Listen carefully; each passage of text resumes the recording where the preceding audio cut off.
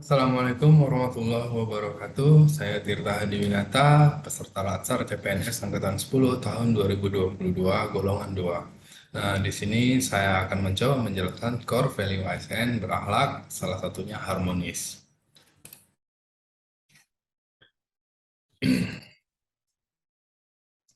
Harmonis. Jadi sebelum kita bicara harmonis, ada yang namanya potensi dan tantangan dalam keanekaragaman. Jadi kita ini kan Bhinneka Tunggal Ika, kita berbeda-beda.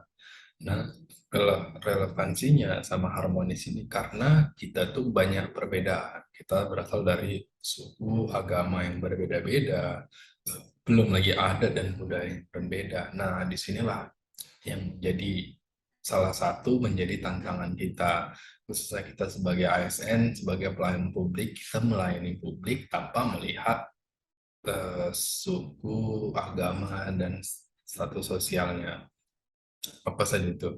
Jadi sebenarnya kebinekaan dan keberagaman suku bangsa dan budaya memberikan tantangan besar bagi negara Indonesia. Nah, wujud tantangan ada yang berupa keuntungan dan manfaat yang antara lain berupa dapat mempererat tali persaudaraan. Yang kedua, menjadi aset wisata. Nah, karena yang banyak budaya kita, eh, wilayah kita tuh yang luas, itu menjadi aset wisata. Kita tuh memiliki sumber daya alam yang baik juga dan menghasilkan pendapatan negara. Nah, memperkaya kebudayaan nasional ya, kita tahu budaya kita tuh banyak. Kita terdiri dari suku dan budaya masing-masing. Ini memperkaya kita, membuat karakter kita tuh, karakter bangsa kita. Kita benar-benar merupakan bangsa yang berkarakter. Bahkan dalam satu lingkup ASN saja, di dalam satu instansi OPD itu ada yang bersuku Jawa, mungkin suku Batak, Melayu, dan lain sebagainya. Nah, inilah yang menjadi ciri khas kita dan patut kita banggakan. Kita kaya akan budaya nasional. Nah, sebagai identitas negara, yaitu tadi karakter tadi. Kemudian dapat dijadikan sebagai ikon pariwisata, yang akhirnya memunculkan banyak wisatawan dan menciptakan lapangan pekerjaan ya sebagai pengetahuan bagi seluruh warga di dunia. Jadi biar warga dunia tahu ini Indonesia loh. Indonesia tuh banyak suku bangsa. Nggak bisa hanya melihat dari warna kulitnya saja. Nggak bisa hanya melihat dari logat bahasanya aja. Walaupun kita disatukan sama bahasa Indonesia. Sebagai media hiburan yang mendidik, timbulnya rasa nasionalisme warga negara terhadap negara Indonesia. Terakhir, membuat Indonesia terkenal di mata dunia berkat keberagaman budaya kita miliki. Nah, ini manfaat dari keberagaman tadi. Kemudian tantangan keanekaragaman. Jadi yang namanya keanekaragaman bermacam-macam itu manfaatnya tuh banyak, namun ada juga tantangannya. Nah, karena beraneka ini itu jadi tidak adanya persamaan pandangan antar kelompok, seperti perbedaan tujuan, cara melawan satu dan sebagainya. Nah, memang ini riskan ya, karena namanya beraneka ragam, bermacam-macam, itu pastilah adanya perbedaan cara pandang. Nah, ini menjadi tantangan kita sendiri. Takutnya itu terjadi perpecahan. Norma-norma sosial tidak berfungsi dan baik sebagai alat mencapai tujuan. Jadi karena adanya perbedaan itu, kita nggak bisa menerapkan sebuah norma-norma di masyarakat karena masyarakat itu kan nggak semuanya satu. Jadi peraturannya juga nggak bisa satu, harus macam-macam. Adanya pertentangan norma-norma dalam masyarakat sehingga menimbulkan kebingungan bagi masyarakat. Jadi di satu sisi ada yang melarang, eh, mohon maaf, misalnya nih bagi umat Islam itu kan dilarang untuk masyarakatnya untuk mengkonsumsi yang makanan-makanan yang non halal. Namun ada beberapa kelompok masyarakat dengan agama yang berbeda itu membolehkannya. Jadi mungkin dari sisi orang luar itu merasa kebingungan, loh kok seperti ini Indonesia, bentar-bentar boleh, bentar enggak. Nah, pemberlakuan sanksi terhadap pelanggar atas norma yang tidak tegas atau lemah. tindakan anggota masyarakat sudah tidak lagi sesuai dengan norma yang berlaku, terjadi proses disosiatif, yaitu proses yang mengarah pada persaingan tidak sehat. Nah, ini merupakan tantangan-tantangan ya, tantangan-tantangan yang memang itulah yang harus kita hadapi. Makanya kita mempunyai Pancasila. Pancasila itulah awalnya kita tuh dibentuk. Pancasila itu ada berdasarkan ya Indonesia, berdasarkan dari agama yang banyak, kebudayaan yang banyak. Jadi kalau untuk menghindari ini, itu solusi itu dengan Pancasila ya. Kalau kita memahami Pancasila, karena negara Indonesia itu lahir, Pancasila itu gambaran dari lahirnya Indonesia. Menguatnya etnosentrisme. Etnosentrisme ini kesukuan gitu. Jadi etnis-etnis masyarakat tuh karena kelompok-kelompok masyarakat merasa dirinya yang paling benar, merasa suku dia yang paling benar, suku dia yang paling baik, paling bijaksana. Nah, inilah Kak, keanekaragaman itu. Stereotip terhadap satu kelompok itu nggak menganggap remeh, pastilah ada ya kan. Jadi inilah yang namanya tantangan dari keanekaragaman yang harus kita hadapi sebagai ASN. Jadi kita di ASN ini jangan lagi seperti ini. Sebuah tantangan ada untuk kita antisipasi gitu sebagai ASN. Jadi sebelum masyarakat mengantisipasi, kita sebagai ASN, sebagai pelaksana kebijakan publik, sebagai pelayanan publik, sebagai pelayan publik, itu harus memiliki jiwa-jiwa seperti ini, gitu. Jiwa-jiwa persatuan gitu. Jadi jangan ada lagi kepentingan kelompok, kepentingan pribadi dia. Kita tuh udah satu, mau dari manapun suku, agama, budaya kita. Jadi itulah kita disatukan sama yang namanya core value ini. Sikap ASN dalam keanekaragaman bangsa. Nah, itu tadi ya, ASN bekerja dalam lingkungan yang berbeda sebagai pelayan publik, jadi senantiasa harus bersikap adil dan tidak diskriminasi dalam memberikan pelayanan kepada masyarakat. Itu poin utama kita sebagai ASN, melayani, tidak membeda-bedakan, tidak diskriminatif. Pengertian nilai dasar harmonis dalam pelayanan ASN.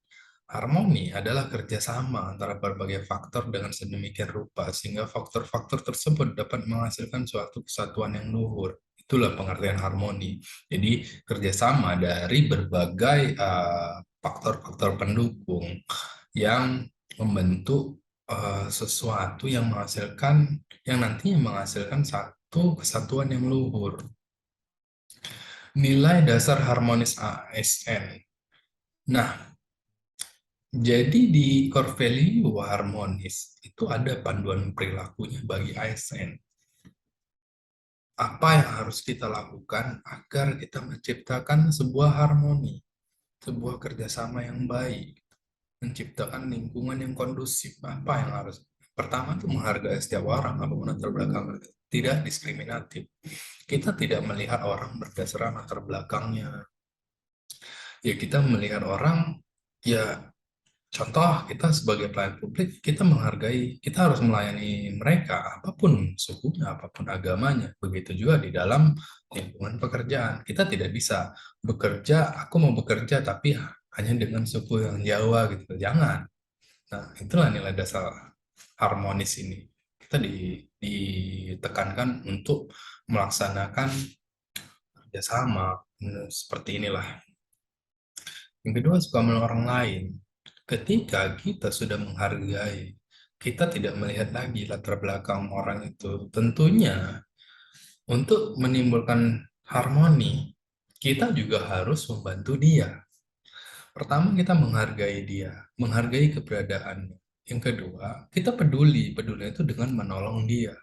Nah, setelah kita menolongnya, kita akan menciptakan lingkungan kerja yang kondusif. Kita bangun lingkungan kerja yang kondusif itu dengan menghargai orang lain, menghargai rekan kita, apapun latar belakangnya, menolong dia jika dia merasa kesulitan, saling tak tolong menolong, dan akhirnya menciptakan lingkungan kerja yang kondusif. Inilah nilai-nilai dasar harmonis yang harus dipegang teguh sama ASN. Kita bertanggung jawab melayani, tapi kalau kita tidak bisa memulainya di lingkungan kita, itu juga percuma.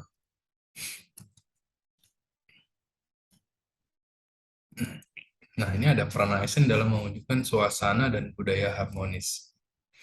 Posisi PNS sebagai aparatur negara, dia harus bersikap netral dan adil. PNS juga harus bisa mengayomi kepentingan kelompok-kelompok minoritas dengan tidak membuat kebijakan.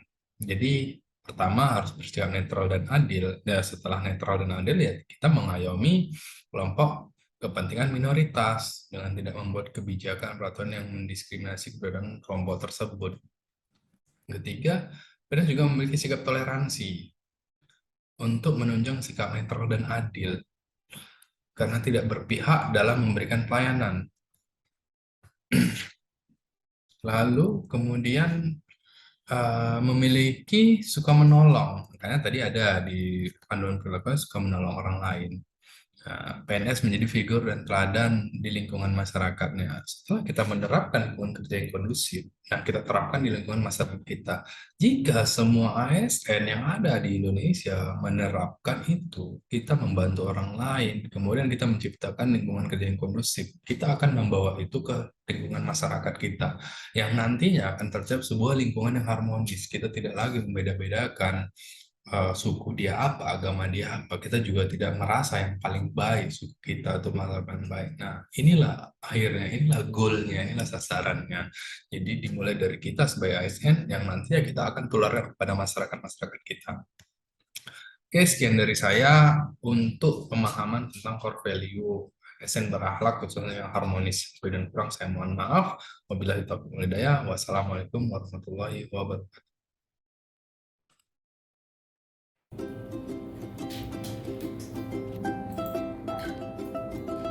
Kak, oh Kak, mau nanya lah. Apa sih? Kemarin kan ada berita yang disuruh Pak Kabir posting. Aku udah posting, tapi kok dia nggak nampak ya di website ini? Nanti lah Kor, aku juga masih sibuk loh Kor. Oke, itu kan udah tiap hari loh kalian kerjain. Masa itu aja bukan nanya loh. Ini tapi nggak nampak loh, karena nanti Pak Kabirnya nanya itu mana aku jawabnya. Ya udah bilang aja deh, aku lagi kerjain ini juga loh, dikejar juga ini mau siap. Nanti lah tunggu kalau aku siap. Kenapa Kak? Coba aku bantu.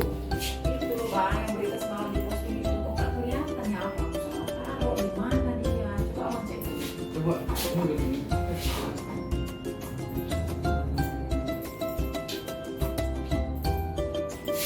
Ini website Pemko. Nah, di sini dia ada di bawah, bagian bawahnya ada berita OPD, berita daerah, artikel. Nah, di sini biasanya ada arsip berita daerah. Di sini lagi kita bisa melihat arsipnya, yang mana-mana yang udah diposting sesuai nama postingnya juga ada di sini. Di sini yang bisa dilihat juga ada arsip artikel, ada berita OPD. Oh, ini dia Bang, ini dia Bang. Berarti aku tadi salah masukkan Bang mungkin. Iya, kalau berita daerah yang lebih sifatnya ke informasi-informasi daerah. Kalau OPD mungkin salah masuk aja, makanya kita cari nggak ada. Oke Bang, makasih ya infonya. Ya, Kak. Bu, harusnya ini kita tidak seperti itulah Bu. Sama Ya, Bu, ASN itu bukan. kita harus saling membantu. Iya, cuma kan aku masalahnya juga ada kerjaan itu kan aku nggak gitu paham juga loh soal-soal kayak gitu loh. Ya, tapi kan demi menjaga keharmonisan kita di kantor ini, sebaiknya gunakanlah bahasa yang baik, yang lebih komunikatif, yang lebih informatif. Walaupun kita tidak tahu, tidak bisa membantu, mungkin bisa diutarakan dengan kalimat yang lebih baik. Iya.